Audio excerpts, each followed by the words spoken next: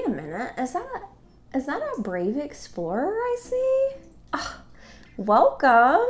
Hi there. I'm so glad you're here to join me today. I'm Libs, and this is Crafted Courage. This is where we take our creative skills and try to grow them. Also in the process, embrace being a beginner and let go of unhelpful narratives that don't serve our lives or greater purpose. That's a big task, isn't it?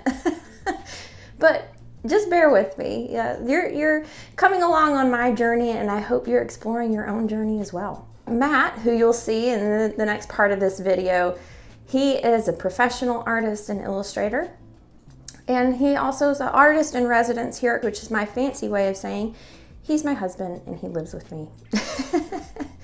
So we went on a little excursion to a nursery and found some plants that we wanted to decorate our home with. And then we just sat outside at a local park and tried to draw them.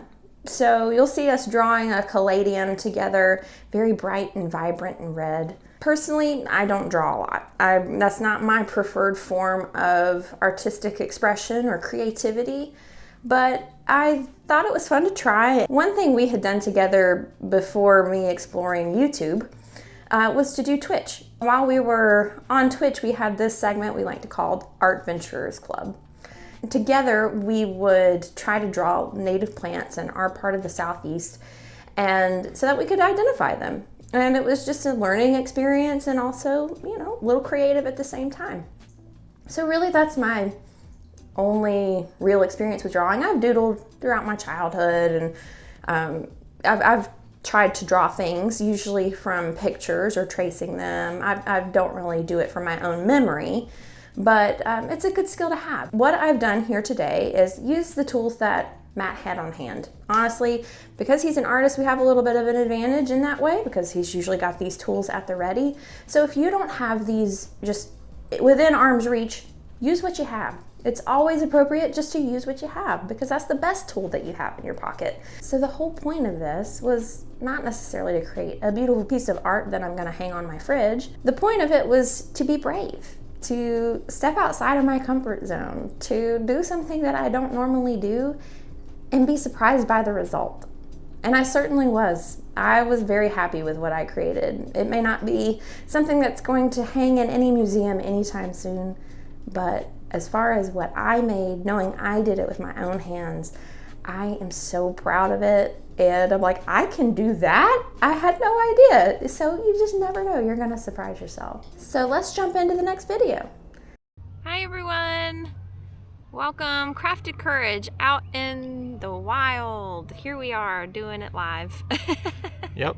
Today we're going to be sketching some plants that we just bought, and now we're at a park, and so we're going to enjoy the fresh air and kind of do some sketching outside. So yeah, this is really reminiscent of our Art Venture series that we're hoping to bring back, and maybe this is the first episode just in a different form. So we're embracing that beginner mindset. We're just exploring and doing the thing, getting out there, doing it, being brave enough to do it. So drawing, not my skill set. That's this guy right here. So yeah, I'm here for the tips. You're gonna hear us talk about how to draw something to the best of our ability using the skills and tools that we have. And today we're going to be using ink pens, fountain pens, and ink brushes to create some textures and fun Yeah, let stuff. me show you what I've got here. So this is a pre-toned piece of paper. I used a yellow ink and gave it some texture, if you can see. And we're going to use yellow as a base because if you mix a blue transparent ink over yellow, you get green. It's just like mixing two colors of paint. And then this fountain pen has some magenta-ish colored ink in there. So if you want to show that plant, so that's what we're going to be drawing.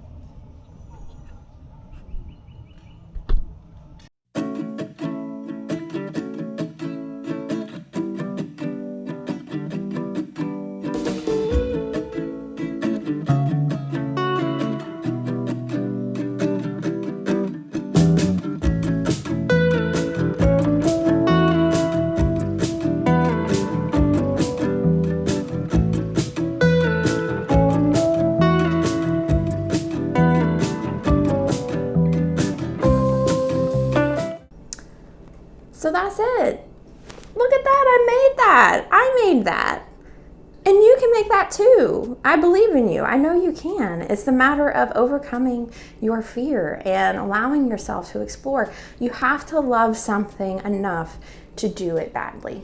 And I love that quote. I wish I could give the proper credit to who it belongs to, but truly, if you're not able to overcome those early days of not being good at something, because you're never going to be, in order to do something that you love because you love it, then you're always going to be stuck. And so it's amazing when you allow yourself to just be surprised at what you can do.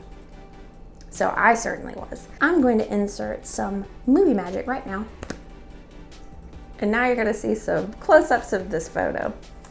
I'm just really thrilled with how it turned out. I started with the green fill, and in my head that was backwards. The way I would have done this, I kind of did the outline shape where I expected the leaf to be, you know. But then when I was coloring, I would have gone for the red or the pink, you know, the center veins, that's the thing that draws your eye, right?